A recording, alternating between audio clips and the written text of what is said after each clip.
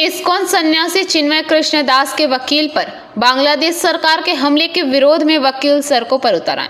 Durgapur sub divisional court के वकीलों ने शहर के केंद्र भर में यह विरोध मार्च निकाला। उन्होंने चेतावनी दी कि अगर बांग्लादेश में हालात पर जल्द काबू नहीं पाया गया तो वे बड़े आंदोलन की राह पर चलेंगे।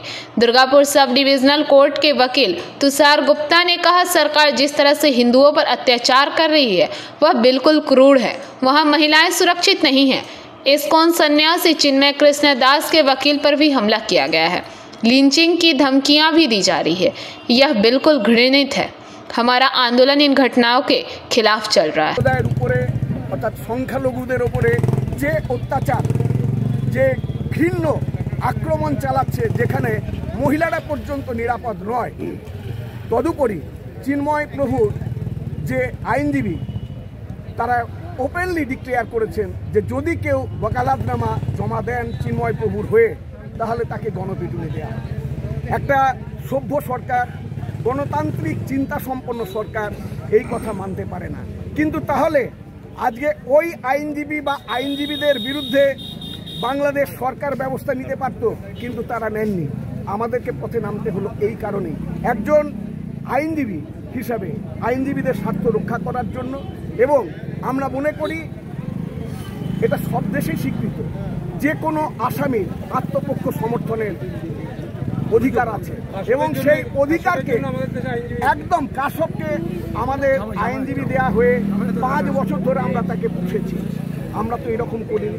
কাজে ভারতবর্ষে যে গণতান্ত্রিক চিন্তা ভাবনা রয়েছে পার্শ্ববর্তী দেশে তার ছিটে ফোটাও দেখা যাচ্ছে না। এটা কি মানে সরকার কট্টরপন্থী আর মৌলবাদীদের প্রশ্রয় দিচ্ছে বলবো না? অবশ্যই সরকার যদি মৌলবাদীদের প্রশ্রয় না দিতেন তাহলে আজকে বাংলাদেশে এই অবস্থা হতো না। ওখানে মহিলারা পর্যন্ত আজকে নিরাপদে নেই। ইভেন কালকে যেটা দেখলাম যে ওখানে ইস্কন থেকে বলা হয়েছে জলের তিলক নেন, অর্থাৎ একটা সম্প্রদায় সনাতনী এইটা চিহ্নিত হওয়া ওখানে নাকি ভীষণ বিপজ্জনক। কালকে আমি দেখলাম যে ইস্কনের একজন প্রভু বলছেন যে আপনারা জলের তিলক নেন, যাদের মাথা ন্যাড়া করা আছে আপনারা মাথায় টুপি বা গামছা দেন যাতে আপনাদেরকে আইডেন্টিফাই করা যায়। আপনাদের প্রতিবাদটা দুর্গাপুরের রাস্তা থেকে কি সেই আওয়াজটাকে বাংলাদেশ পর্যন্ত পৌঁছাবে? আশা করি আপনাদের মাধ্যমেই পৌঁছাবে।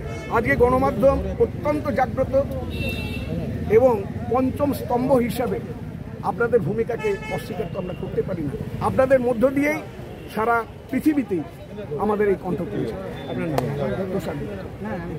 दुर्गापुर से निमाई दास की रिपोर्ट, PVTV न्यूज।